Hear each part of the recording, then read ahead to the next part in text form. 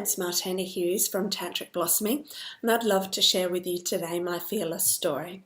So I'm now a Tantra teacher and I run workshops and retreats, mostly in Australia, but also a few internationally as well. One of my latest inspirations is creating Tantra events for business professionals so that they can understand how to bring tantric practices of breathing, naturalness, relaxation, polarity, masculine and feminine principles into the business place. I strongly believe it's time for a new version of leadership, a leadership that includes masculine and feminine. And so my new event, Tantra in the City, is very much addressing this new quality of leadership and the way we can bring more of these principles to everyday life, and knowing that these principles are relevant to the business space equally as much as they're relevant to the personal space. So I haven't always been a Tantra teacher. My fearless story is about the transition from being a chartered accountant to being a Tantra teacher. So when I was a chartered accountant, I was pretty unhappy being a chartered accountant, and there were a lot of things in my life that I was also quite unhappy about at the time. So I kept making lots of changes in my life, kept changing jobs, moved from Launceston to Sydney to London. And it was when I was in London that I realised that would be my last full-time accounting work. I had quite an amazing job there. I worked for a very generous company. There was a lot of great benefits for this Australian traveller living in London, working for a company where there were international offices, so I got to travel throughout continental Europe for work, and then I got the opportunity to stay and have some extra days holiday in those various locations. It was the most lucrative position I'd ever held. I lived in a gorgeous little place in Notting Hill, London. So to a lot of people, my life looked very well set up and established, and definitely on a good track financially when I was working in London. And there was also the opportunity for career advancement, either with them or with the skills I'd learnt in London. I could have actually come back to Australia and taken some next steps in advancement. However, while I was living in London, I had to be really honest with myself that I couldn't keep doing what I was doing. I was unhappy, I was miserable, I didn't enjoy being on budgets and deadlines and reporting deadlines and all the compliance tasks, and some days I just felt like I was pushing paper around. And there's this part inside of me, this part that's been alive ever since I was really young, where I want to make a difference in the world. I want to support people. I want to make a difference. I wanted to transform myself, and I'd already been on a significant transformation path, and I knew there was much more to go. And so when I left my job in London, I knew that would be my last full-time accounting work. And I left London and spent some time backpacking. I backpacked in Europe and South America, and all of that time was incredibly rich and valuable for me to tap into who I am and what's important to me and what is it that I want to share with the world. And I still didn't have the answer to all of those questions, but I was ready for that next big stage of transformation. So I came back to Australia and I studied shiatsu, I studied rebirthing, and started offering those to my clients, and was very much enjoying seeing clients and working in that way and seeing my clients transform with the support of those gifts. And yet still there was this something inside of me where I felt like something was missing, something wasn't quite right for me. So I knew that there were questions for me around relationships. There were questions for me around what type of relationship I wanted, how I wanted to be around men, what this balance of masculine and feminine energy was inside of me. was becoming much more popular for people to talk about masculine and feminine energy at that stage, but I still didn't really know what it was or what it meant. And a lot of people were giving me well-meaning advice, but in some ways ungrounded advice to just let go being your feminine. But of course I didn't know what that meant. I didn't know how to do it. My body needed some support and tools to go there. So I booked in for a Tantra retreat, and I was terrified when I went on the Tantra retreat. But that weekend, 2 days, 2 nights, greatly transformed my life. I got more in touch with myself than ever before. I got deeply in touch with the woman inside of me and could feel how much the woman inside of me had been dying. All those years stuck in offices, doing things where I felt unhappy, doing things that didn't speak to my true nature. I felt like I'd been dying inside.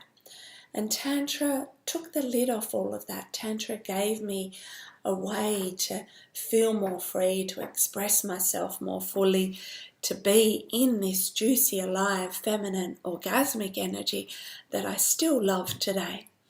So that retreat happened 12 years ago. And within 6 months of that retreat, I ran my very first women's workshop called Sacred Sexuality for Women. And I was terrified, but I knew this is what I needed to do. Sexuality, Tantra, transformation spoke right to the heart of who I am, and I knew that that was the gift I wanted to share with people. So as you can see, my fearless story is making huge life transitions, moving out of a world where people thought I had it made, taking a big risk to do something different, to do something that was still a largely unknown world at that time. There was almost nobody offering Tantra workshops and retreats in Australia 11 years ago, so I was very much out on a limb. But I knew that I needed to take those steps for my own peace of mind, for my own sanity.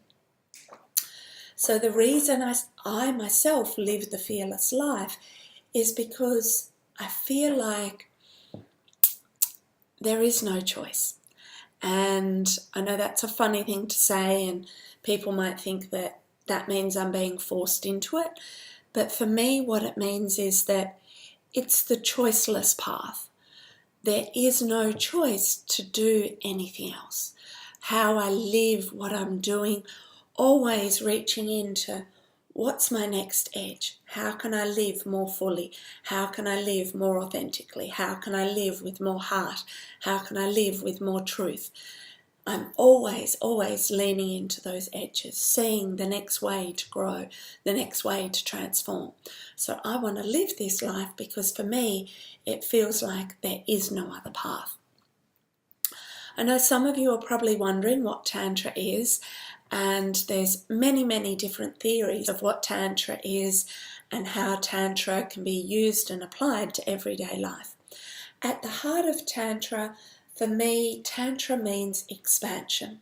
So by learning how to expand energy, how to have more energy, it means that I get to expand in my life, expanding my consciousness, expanding my love, expanding my capacity for connection with others, expanding my capacity for orgasmicness. Like, wow, you can be more orgasmic and you get to transform at the same time. That's pretty cool, right? So I guess there's a lot of misconceptions out there about what Tantra is. And I guess one thing that I know opened up a lot for me was discovering that I can be orgasmic any place, anytime, on my own, without even touching or stimulating my genitals. I can simply breathe and feel into my body and access my orgasmic energy from the inside. And I won't demonstrate that right now, but if you head over to my website, tantricblossoming.com, you will find a video on the homepage where I go into an orgasmic state simply through my own breathing. So that's one reason that I think Tantra is a pretty awesome path. And in actual fact, in my workshops, I demonstrate for people going into that orgasmic wave, not to show off, but so that people can understand orgasmic energy is a lot more available, a lot more easily accessed than we might think. I know a lot of people strive and push for orgasm, but what we're doing in Tantra is learning that by falling into ourselves, by feeling our feminine energy from the inside out, a woman can be orgasmic at any time. And this is not just available for me. I've supported a lot of women to open up to their orgasmic energy, to discover the richness and potency of this that lives inside of them.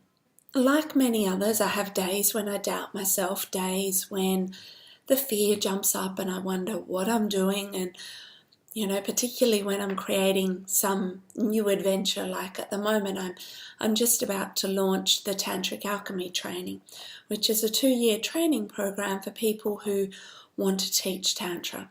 And I've run this training before. This will be the 3rd time I run it. And each time I run the training, it is quite frightening to me. Each time I run the training, I'm learning more about myself, I'm learning more about how to work with people. And so my doubts start coming up right about now. So when I'm in this place of doubt, I remind myself that the things that are most important to me, the things that have the most energy and juice for my life and for my sharing with others, they're the things that I can never feel ready for. There's no way to feel fully prepared for the really big things in our lives. And I've been in these places many, many times of feeling unprepared, of doubting myself. So in those moments, I take a deep breath. I remind myself that whenever I've been frightened before, whenever I've been doubtful before, I've made my way through it. And that I do have a wisdom and a gift inside that is there to be offered. And most importantly, I remember not to compare myself with others, because each and every single one of us is here for a unique path and a unique journey. And what I share will look different to how others share.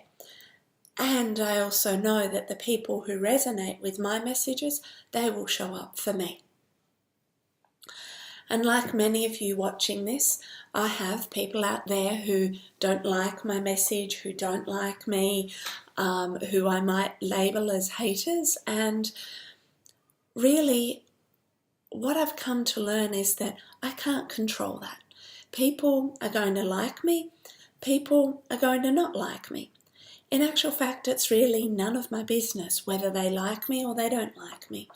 So if somebody is sharing to my face something about me they don't like, or something about my work that I don't like, I'll hear what they have to say, I'll thank them for their sharing and their feedback, and I'll check in inside of myself. Have they said something that lands inside of me? Have they said something that I need to hear, that I need to grow from, or is it simply their projection? And knowing this gives me more space in my life, gives me more peace in my life. And especially knowing that I'm not trying to please everybody. Because if I try and please everybody, I will end up worn out and exhausted. For me, something that I live by is to be myself. I can't be anybody else. I can simply be myself. And hand in hand with that is, I don't know who I will be in 6 months or 12 months from now, because I'm so committed to a path of growth. I allow this journey of being myself to surprise me. So I hope that you too, listening to this, you can embrace the fearless life, you can embrace your version of the fearless life and learn how to be the shining, sparkliest version of yourself, so that whatever you're doing in the world resonates from inside out, and the people who align with your messages, they will show up for you. Thank you.